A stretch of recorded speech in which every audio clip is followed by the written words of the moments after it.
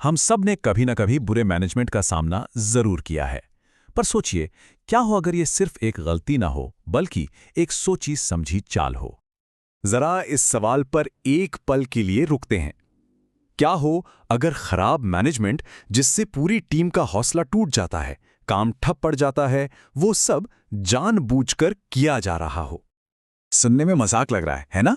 पर यह कोई मजाक नहीं है। ये लाइनें वर्ल्ड वॉर II के दौरान अमेरिकी जासूसों के लिए बनाई गई एक असली सिंपल सैबोटाज फील्ड मैनुअल से हैं। इसका मकसद था दुश्मन के संगठनों को अंदर से कमजोर करना। और कमाल की बात यह है कि ये तरकीबें आज के कई ऑफिसों में बहुत जानी पहचानी सी लगती हैं। तो चलिए, इसी जासूसी मैनुअल से प्रेरणा लेके ऑफिस में बुरा हाल करने की एक गाइड बनाते हैं। तो एक बुरे बॉस की रूल बुक कैसी दिखेगी? पहला नियम, हर छोटे बड़े फैसले में खुद को शामिल करो, लेकिन समय पर कोई फैसला मत लो।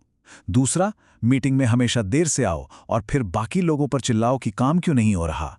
तीसरा, कभी कोई फीडबैक मत दो, ना अच्छा ना बुरा। और सबसे जरूरी, टीम के लोगों की सबके सामने बुराई करो ताकि सबको सबक मिले।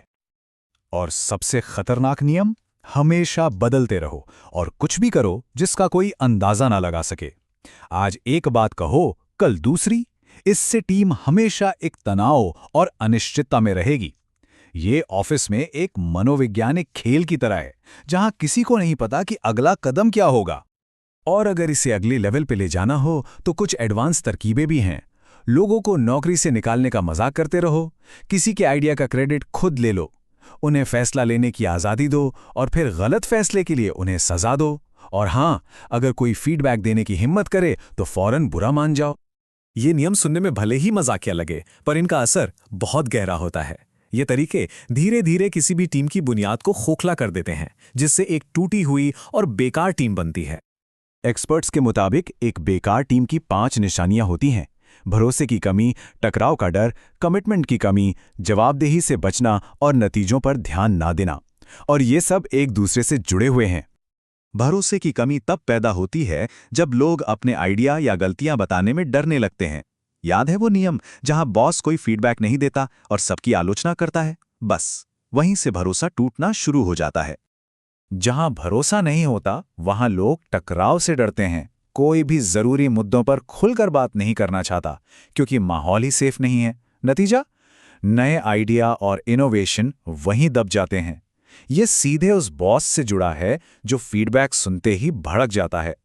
और जब कोई बहस या टकराव भी नहीं होगा, तो कोई किसी को जवाबदेह कैसे ठहराएगा?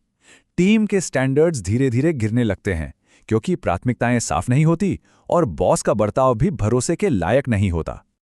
अब बात करते हैं एक ऐसे मैनेजमेंट स्टाइल की जो शायद सबसे आम है और सबसे ज्यादा नुकसान पहुंचाता है: माइक्रो मैनेजमेंट। ये एक धीमे जहर की तरह काम करता है।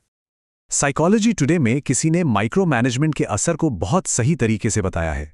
ये आपको 5 साल के बच्चे जैसा महसूस कराता है। इससे पता चलता है कि इसका मनोवैज्ञानिक असर कितना गहरा होता है। इसके बिजनेस पर जो असर पड़ते हैं वो भी कम नहीं है। ये कर्मचारियों की आज़ादी छीन लेता है, उनकी क्रिएटिविटी को मारता है, मोटिवेशन कम करता है, जिससे काम की रफ्तार घटती है और आखिर में अच्छे लोग नौकरी छोड़कर चले जाते हैं। तो फर्क क्या है एक अच्छे लीडर और एक माइक्रो मैनेजर में? एक लीडर का फोकस मंजिल पर होता है और वो टीम पर भरोसा करता है। वहीं दूसरी तरफ माइक्रो मैनेजर हर एक कदम पर नजर रखता है, हर छोटी बड़ी प्रक्रिया को कंट्रोल करता है, जिससे टीम में सिर्फ निर्भरता और निराशा ही पैदा होती है। पर यहां एक बड़ा सवाल खड़ा होता है, आखिर इतने सारे बुरे मैनेजर्स आते कहां से हैं? क्या गड़बड़ सिर्फ कुछ लोगों में है, या फिर ये पूरे सिस्टम की बनावट में ही कोई खामी है, जहां काम का मतलब ही खो गया है? लोगों में काम को लेकर एक आम निराशा दिखती है। जैसे रेडिट पर किसी ने लिखा कि काम करने का सिस्टम अनुचित, तर्कहीन, अस्थिर और थकाऊ है। ये आज के वर्क कल्चर के प्रति एक गहरी निराशा को दिखाता है।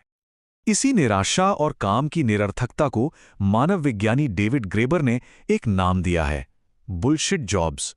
ये थ्योरी उन नौकरियों के बारे में है जो इतनी बेमतलब और गैर जरूरी हैं कि उन्हें करने वाला कर्मचारी भी उनके होने का कोई कारण नहीं बता सकता। ग्रेबर ने ऐसी नौकरियों को 5 तरह से बांटा है। पहले हैं फ्लंकीज, जो सिर्फ अपने बॉस को महत्वपूर्ण महसूस कराने के लिए होते हैं। दूसरे गूंस, जिनका काम दूसरों को नुकसान पहुंचाना या धोखा देना है। तीसरे डक टेपर्स, जो बड़ी समस्याओं पर बस अस्थायी पाबंद लगाते रहते हैं। चौथे बॉक्स टिकर्स, जो सिर्फ ये दिखाने के लिए काम करते हैं कि कुछ हो रहा है, जबकि असल में कुछ नहीं होता। और पांचवे टास्क मास्टर्स, जो दूसरों के लिए फालतू का काम पैदा करते हैं। तो क्या ये सब सिस्टम में आई एक गड़बड़ी है या फिर कहानी कुछ और ही है? शायद काम को लेकर ये सोच नई नहीं है। अगर हम शब्दों की जड़ों को देखें तो फ्रेंच शब्द ट्रवाइल, जिसका मतलब है काम, लैटिन के ट्रिपैलियम से आया है, जो यातना देने का एक औजार था। इसी तरह अंग्रेजी का लेबर लैटिन के लेबर से आया है, जिसका मतलब था दर्द और पीड़ा। तो बात घूम फिर कर वहीं आ जाती है। बुरा मैनेजमेंट सिर्फ कुछ लोगों की गलती नहीं है। ये अक्सर एक ऐसे सिस्टम का लक्षण है जहां काम का असल मकसद खो चुका है, जहां भरोसे से ज्यादा कंट्रोल को और नतीजों से ज्यादा दिखावे को अहमियत दी जाती है। तो आखिरी सवाल सोचना लाजमी है कि ये जो खराब बॉस है, ये सिस्टम में कोई गलती यानी एक बग है, या फिर सिस्टम का ही एक जरूरी हिस्सा यानी एक फीचर है? इस पर सोचिएगा जरूर।